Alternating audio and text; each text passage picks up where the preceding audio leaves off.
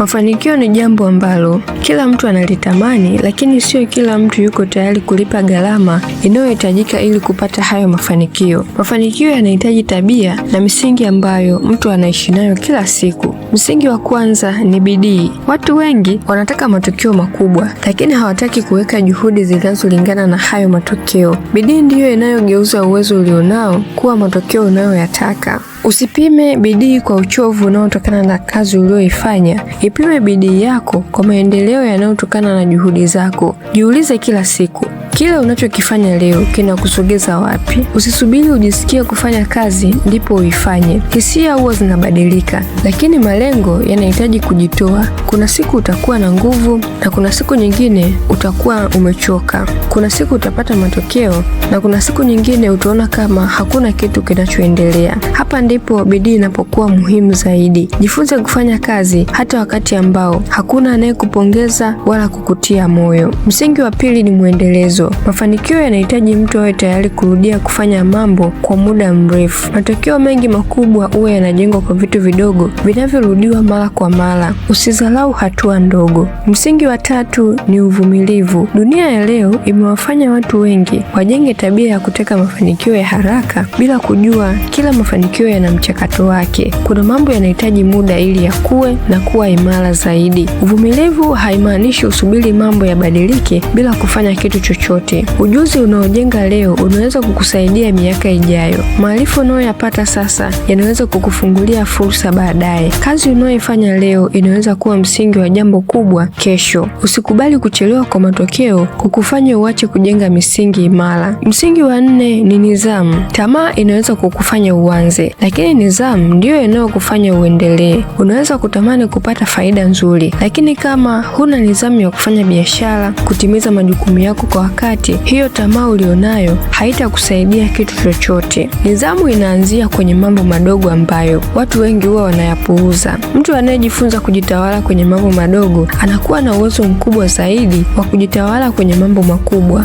Kama unataka maisha yako yabadilike, usianze kwa kutafuta hamasa. Anza kujenga mfumo wa maisha unaokusaidia kufanya jambo sahihi na kwa muda sahihi. Tenga muda maalum wa kusoma vitabu, kufanya kazi, pumzika, lakini pia kujifunza. Ondoa vitu vinavyokupotezea muda unapokuwa unafanya kazi za msingi. Wakati mwingine unaweza kusema leo sitaki kufanya hiki kitu, lakini nidhamu itakufanya useme sawa, sitaki kufanya hiki kitu, lakini nitakifanya. Hapa ndipo nguvu ya nidhamu ilipo. Inakufanya usiwe mtumwa wa hisia za muda mfupi. Msingi wa tano ni uthubutu. Watu wengi wana mawazo mazuri, lakini wanashindwa kuyaweka kwenye vitendo kwa sababu wanaogopa kukosolewa, kushindwa na kuonekana hawajui. Huwezi kujua uwezo wako kama hutajipa nafasi ya kujaribu. Uthubutu hauondoi hofu, lakini unakufundisha kutoruhusu hofu ikutawale. Uthubutu wenye hekima unaambatana na maandalizi. Jifunze kabla ya kuanza, panga kabla ya kuchukua hatua, tafuta ushauri inapohitajika na ukubali kujifunza. Siri za watu waliofanikiwa hazipo kwenye pesa walizonazo, zipo kwenye tabia walizojenga kabla hawajapata hayo mafanikio walionayo leo. Usijaribu kujenga maisha yako kwa kutegemea bahati na hamasa. Jenga tabia. Kila siku jiulize, umefanya jambo gani ambalo litakufanya upige hatua? Mafanikio sio tukio la siku moja,